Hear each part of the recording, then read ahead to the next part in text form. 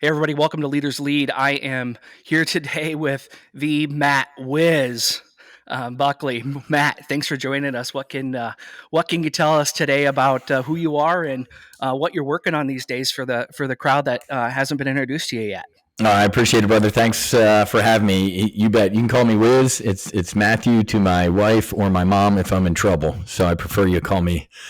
Call me I'll Whiz. go by Whiz then. You got it. I was a Navy F-18 pilot, legacy F-18 driver out on the West Coast and also in Texas. So I flew the Hornet for the Navy for about 15 years. Graduated from the Navy Fighter Weapons School, which is a lot of words for Top Gun. Where I went through the adversary program, the bad guy. So I was a good bad guy, right? So our jets were painted, enemy camouflage, and I had to know the enemy tactics and missile capabilities and all that good stuff better than, I knew the F-18 systems to present a good presentation. So got to do that for a little bit. I was an F-18 instructor pilot out in Miramar in San Diego. I actually did a kind of a cross tour with the Marine Corps in a Marine squadron, where I was an LSO, a landing signal officer. So I would teach the brand new Navy and Marine Hornet pilots who just got their wings, who were learning to fly the Hornet, how to land aboard the boat, not only during the day, but the first time at night. So that was pretty cool as well. And did 2 deployments to the Middle East, one on board Abraham Lincoln and one on board Kitty Hawk. Did some combat sorties, quote unquote, over Iraq. Without a doubt, the most boring flying of my career. It was tougher flying up at Top Gun, to be honest with you. Man. Yeah. So that was my Navy career. How's that? That's absolutely crazy. Miramar, I got the little coin right here. I just went there recently. I was telling someone else about this, and it was right after Top Gun 2 came out. Uh-huh. I got the rental car. This is a rinse repeat from the last podcast. Windows down, highway 2. Right. And I watched the 18s take off. Dude, there's nothing better than the sound of freedom. Of the birds taking off. Love the sound of the Hornet and love the smell of the jet fuel even more. It's like an old high school girlfriend that comes back. So, love doing that. Awesome. So, Matt, what are you doing these days? So, I had a very brief airline career in the year 2000. Now I'm really old, but in the year 2000, I was getting off active duty. I got hired by a Navy Reserve Fighter Squadron in Fort Worth, Texas, and I won the lottery. The lottery in those days was getting an airline job and getting picked up by a reserve fighter squadron. Mm-hmm. So you could be a rich airline pilot and bend the jet around on the weekends. Well, it's exactly what I did. I got hired by an airline, and I was flying F-18s out of Naval Air Station Fort Worth.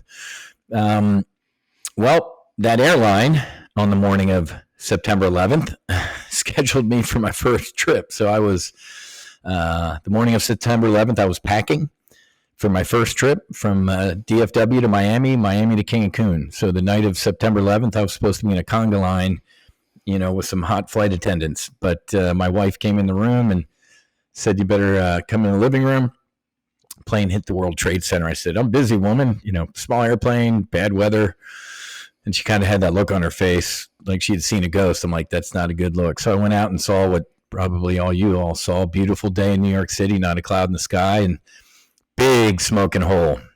And as I'm standing there going through my mental aviation checklist of how that could have happened, the next plane hit. And the second that plane hit, I knew we were under attack. I raced into the bedroom, pushed my American Airlines uniform out of the way, still in its plastic from the cleaners. I still have that uniform in the plastic from the cleaners to remind me of that day. And I grabbed my old flight suit, threw that thing on, didn't even tie my boots, and I think I broke the land speed record in my old Porsche to get out to the Naval Air Station. They closed it just as I got out there and went to a combat posture, I think ThreatCon Delta. Me and another F-18 buddy made it out to our squadron. We called down, said, "Chief, how many jets we got?" And they said 4, get 2 of them ready for combat. Other phone rang. It was the F-16 squadron next door. It was an Air Force Reserve squadron. And they were tied into NORAD. And the general said, "Whiz, who do you got?" I said, "Sir, it's me and Gruff." He said, "Get over here. I got 4 F-16 guys. Why don't we all brief? You guys don't have missiles or bullets. While we're briefing, we'll get you guys missiles and bullets." So we ran over to their command post. And it was like Lexington and Concord, man. 6 reserve guys huddled over a table, deciding how to get airborne, sit alert, and as we're briefing the Pentagon on the TVs around us, the Pentagon gets hit.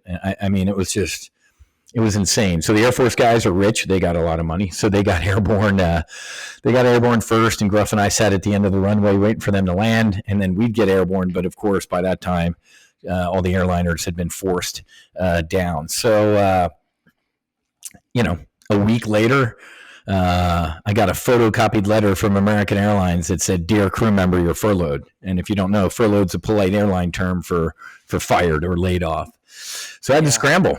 I mean, I gave myself a half a day to feel sorry for myself. Lost my job, my health care, all that type of stuff. But then you turn on the TV and see the people at ground zero looking for loved ones. I'm like, dude, get over yourself. Get up. Well, when I was on active duty, I had taught myself how to trade stocks and options. You don't join you don't join the military to get rich. So, when guys were in the red room drinking coffee and playing foosball, I was reading the Wall Street Journal. I mean, I drink my coffee and play foosball too, but I studied, economics and trading and everything like that. And I applied everything I was learning flying a fighter jet, having a strategy, implementing tactics, contingency planning, knowing when to get out of a good or bad situation before it gets worse, and managing risk. Right? You're sitting here looking at a Navy fighter pilot. Yeah, this guy's going to talk to me about managing risk. Yeah, I kind of love myself a lot, so I don't want to get killed and I don't want to fail on the mission. So how do we manage those risks? So I applied that to my trading with pretty incredible results. So as I was furloughed, thankfully or not, our reserve squadron got a ton of money because we were going to go to war, right? So I turned into essentially a reserve bum. I could go in as much as I wanted to drill. But I eventually popped up on the radar of the largest volatility arbitrage options trading firm in the world, headquartered in the Chicago Board of Trade. And they called me and they said, come on up here. We want to meet you and see what you do. And I go into the Chicago Board of Trade, this big trading floor. And I'm like, I felt like Eddie Murphy in Trading Places, right? Valentine. And I kind of tell them what I do. And they're like, that's brilliant. You need to come up here and help us run this place. I'm like, that's brilliant. You're not doing all the things that I just kind of rippled off. This is like breathing to me. And they're like, that's why it's even more brilliant. Come on up here. So, me and the wife and my two boys moved up to Chicago, man. And I helped run this multi-billion-dollar trading firm. Our daughter Keely was born. And then, no offense to anybody from Chicago, but you can keep it. Unless I'm in Chicago like in May or September for a weekend to have a nice steak for a quick visit, you can keep it, man. I mean, in February, walking from the Union Station to the Board of Trade is like a survival situation. You're like stepping over frozen dead bodies to steal gloves and stuff.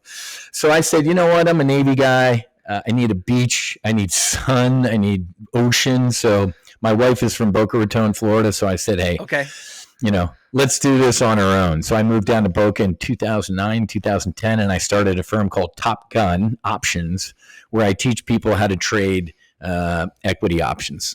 So that's kind of the business part of my story. Yeah. Well, that's a pretty intense story of how you got there. I love what you're doing, but more importantly, you got a nonprofit that you got going on too. Yeah, man. So God takes care of fools, drunks, and sailors. So bases loaded for Whiz. Back in 2020, I'll never forget this for a reason. Donald Trump, January 22nd, was over in Davos, Switzerland. Like all the beautiful people have an annual conference there, right? And I had a buddy, kind of a deep throat, up in maybe the White House or some other location, who was telling me January, he's like, dude, there's a virus that leaked from a weapons for lab in China, and they're freaking out about it, dude. And this thing is potentially deadly and can impact the world. I'm like, are you kidding me? He's like, no. So January 22nd, Davos, Donald Trump's on CNBC. Joe Kiernan interview. It was almost a throwaway question at the end. Oh, one more question, Mr. President, before you go. Yeah, what's up, Joe? this China flu or bug or what is it? He's like, dumb question, not coming here. I love Xi. Xi's a good dude, great backswing, been to Mar-a-Lago. I love Xi, not coming here. I looked into this camera and I told my members in a live trade brief, I said, he's lying. Get out of the market, buy puts on the S&P 500, get long volatility. And in a span of about 4 or 5 weeks, I made $2.5 million worth of profitable trades. It was insanity. It was like shooting fish in a barrel. If you remember, all the smart money, the market would go down like 1,000, 2,000 points in a day. What the smart money tell you? Oh, I'd buy here. This is the bottom. What happened the next day? Down 3,000 points. What did they tell you that day? Oh, this is definitely the bottom. I'd be buying here. Those idiots, Donald Trump, he deleted the tweet. I have a screenshot of it. One day was like, stocks are looking good here. I'd be a buyer. Next day, the Dow went down like 3,000 points and he deleted it. So that whole way down, I pounded it into the dirt. What's this have to do with the foundation? Well, I'm not a pharaoh, right?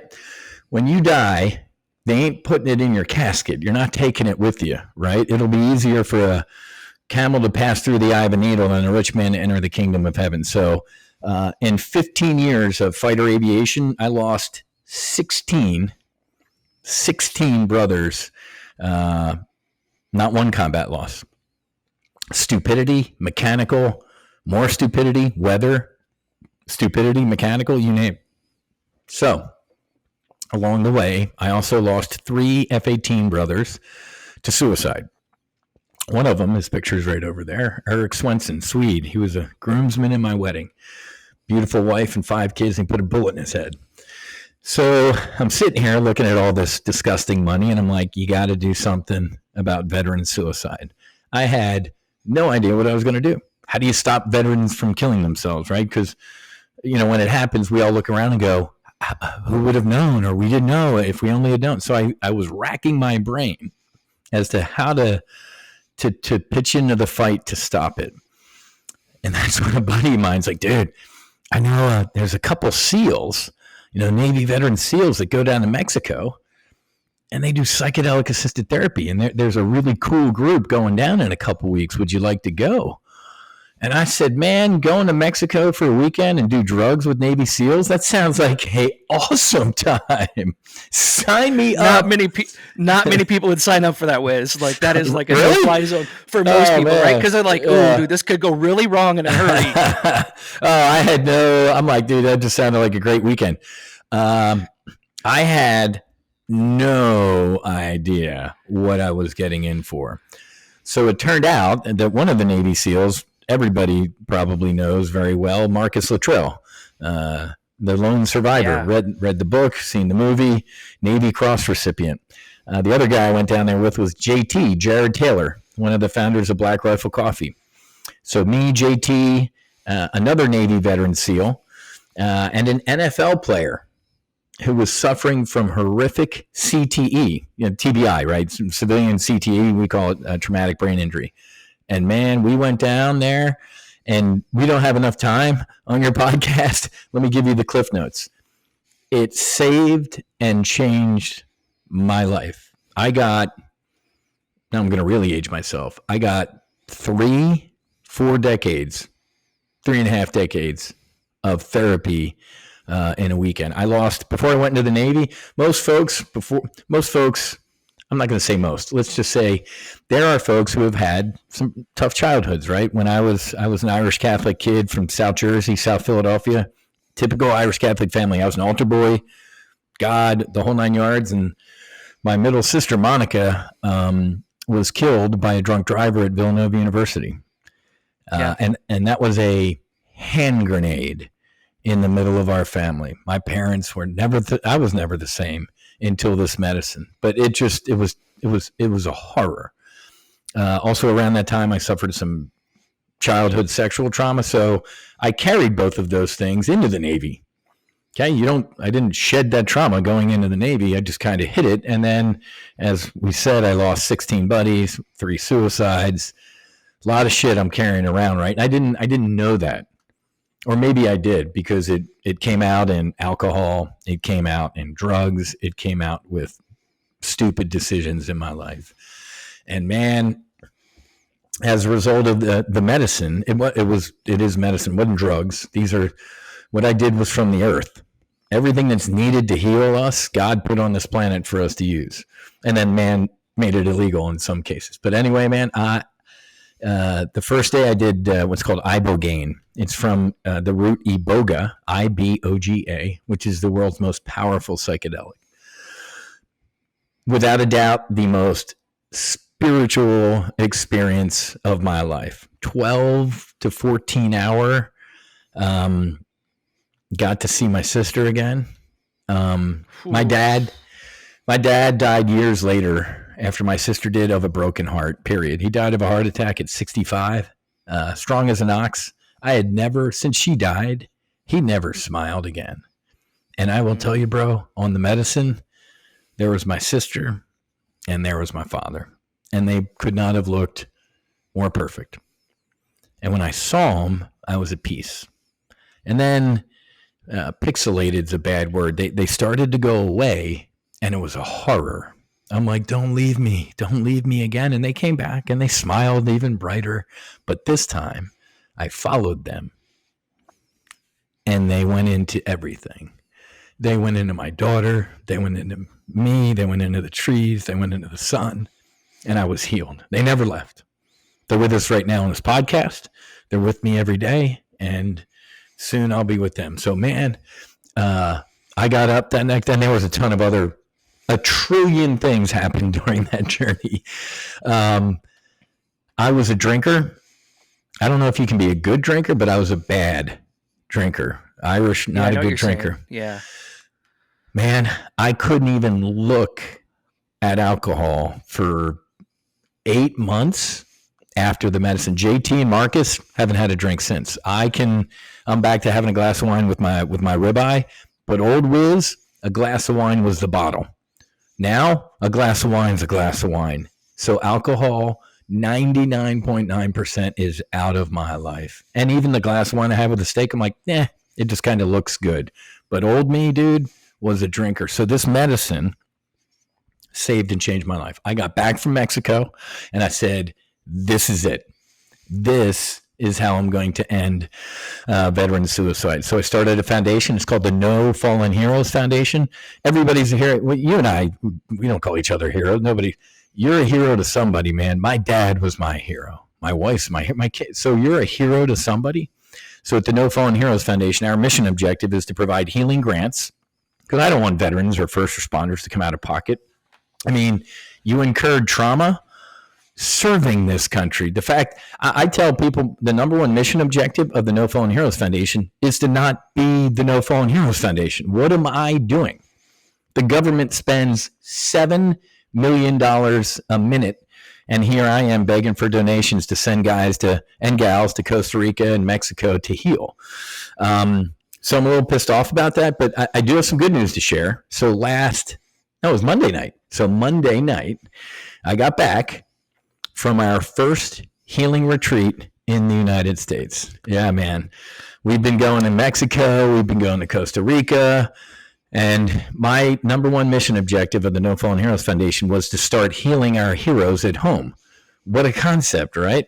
So I'm proud to report that we just got back from the great state of Colorado with some incredibly